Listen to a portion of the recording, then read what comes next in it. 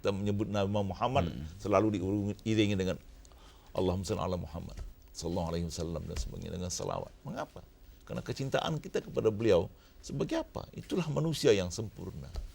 Rasa hormat kita pada beliau. Dan beliau mengatakan dalam pidato beliau terakhir, khutbah wada namanya, khutbah perpisahan. Ya. Manusia yang paling bernilai ialah manusia yang paling bermanfaat untuk manusia yang lain. Nah, itu sebagai orang Islam kita pegang. Jadi bukan PhD yang menentukan apa manfaat Anda untuk orang lain, itu yang menentukan nilai Anda.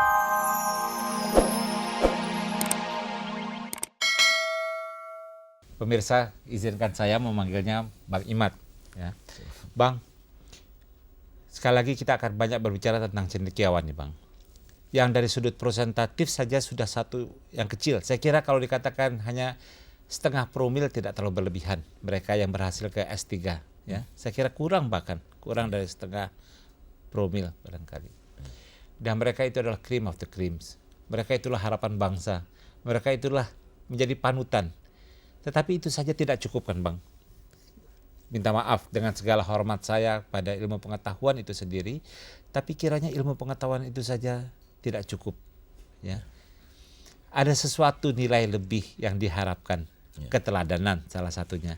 Dan keteladanan itu disertai juga dengan, kalau tidak salah seperti yang kita bicarakan adalah keimanan. Bang. Inilah. Pagi ini Bang kita akan bicara banyak, bukan maksud saya memulai dari sesuatu yang agak minor terdengar, tetapi adalah yang kalau saya boleh mewakili masyarakat luas yang bukan PhD tentu saja, ada semacam kecemasan bahwa Anda berada terlalu tinggi, bukan Bang Imad, tetapi maksud saya cendekiawan ini berada di menara gading, ya, yang dikatakan sebagai menara gading, yang tidak lagi berakar ke bumi, yang tidak lagi menginjak ke bumi dan timbul arogansi. Ya. Ini Bang, antara lain pertanyaan, dan barangkali kita lanjutkan dengan pertanyaan, apa yang sebetulnya tugas daripada cendekiawan ini dalam menghadapi tantangan bangsa yang demikian besar di hari depan. Karena saya yakin itu bukannya satu yang terpisah sama sekali, bukan segmentaris antara kecendekiawanan dan kebangsaan dengan kemusliman dia.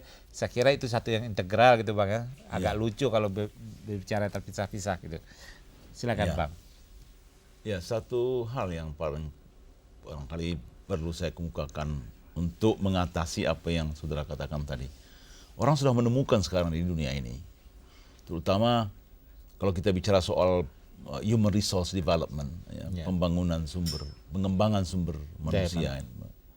Yang paling rajin mengadakan ini IBM itu, perusahaan komputer di Amerika itu. Mereka menyediakan budget yang khusus cukup besar untuk mengembangkan mereka punya staff, sumber daya manusia. Mereka sampai kepada kesimpulan bahwa sebetulnya kualitas manusia itu tidak ditentukan semata-mata ilmu pengetahuannya. Bahkan saya hafal rumusnya, mereka mengatakan quality is 10% knowledge plus 90% attitude. Jadi 10% ilmu tapi 90% sikap. Sikap itu sebetulnya yang lebih menentukan keberhasilan seseorang sebagai manusia. Jadi PhD, saudara ramakan tadi S3 atau apa namanya, tidak ada artinya kalau dia tidak mempunyai komitmen kepada bangsa dan negaranya. Ya.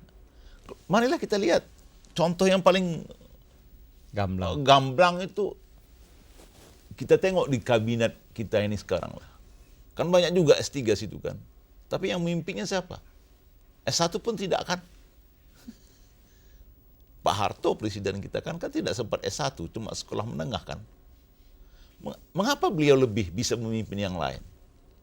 Itu sikap. Ya.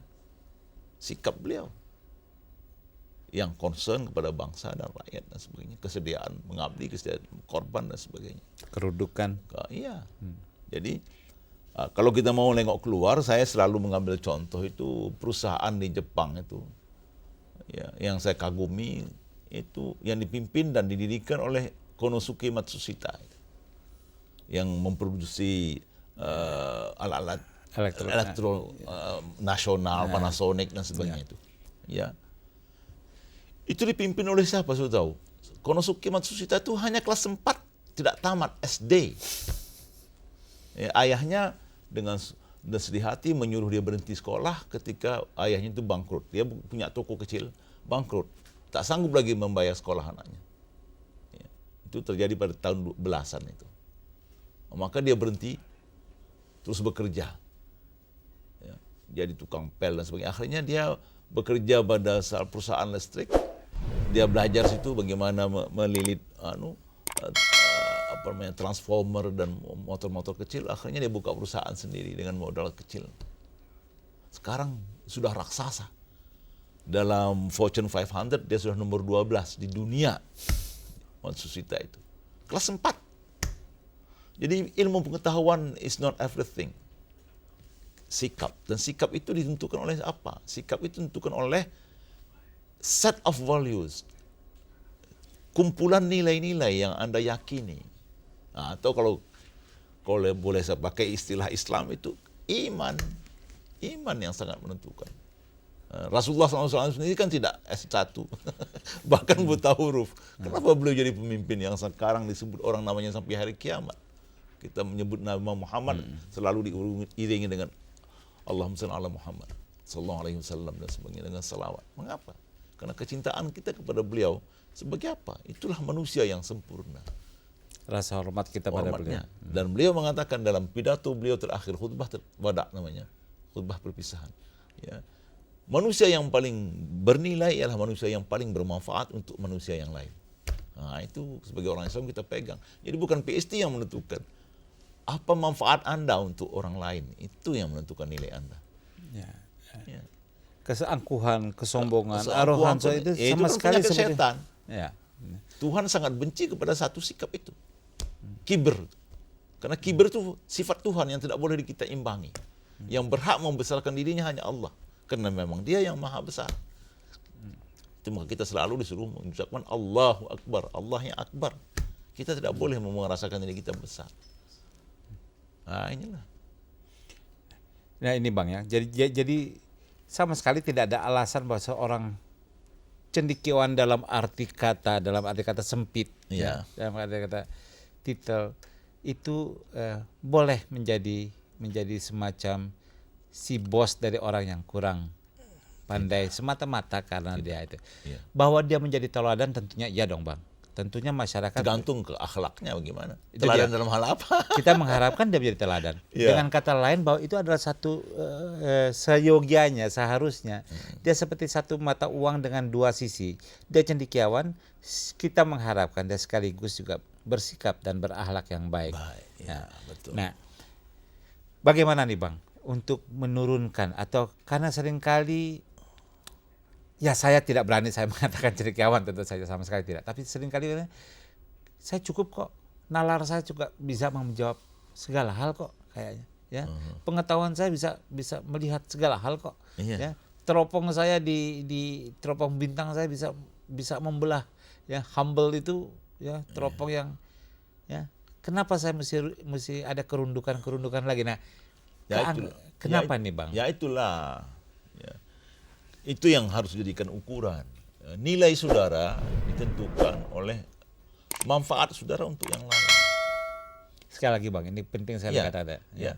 Nilai setiap manusia itu tergantung kepada manfaatnya, faedahnya bagi orang lain. Ya. Kalau saya berfaedah untuk diri saya sendiri, apa sih bedanya saya dengan binatang? Manusia itu nilainya di tengah-tengah masyarakat terutama, apa manfaatnya kehadirannya di tengah-tengah masyarakat. Nah, Rasulullah pernah mengatakan, ya, orang yang beriman itu al-mu'min kannahal, seumpama seekor lebah.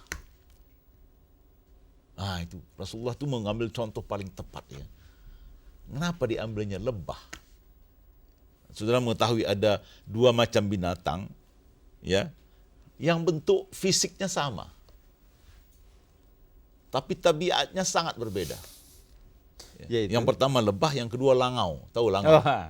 Laler hijau tuh. Langau bahasa Indonesianya tuh. Ya.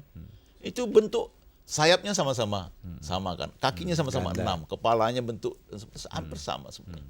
Tapi tabiatnya berbeda. Rasulullah mengatakan lebah itu tidak hinggap kecuali di tempat yang bersih. Ya kan? Langau kok di mana? Ya, saudara tahu kan? Saudara belum pernah jumpa lebah dalam WC kan? Langau itu langganannya WC kan. Ya. Dan dia tidak memasukkan ke dalam dirinya, dalam perutnya, kecuali yang bersih. Apa yang dimasukkannya ke dalam perutnya kalau lebah? Sari bunga kan? Nah, berbeda dengan langau. Nah, yang Apapun kuning-kuning yang itu, masuk. yang kuning-kuning yang bau itu. Ya. Dan tidak mengeluarkan dari tubuhnya kecuali yang bersih. Bahkan yang bermanfaat.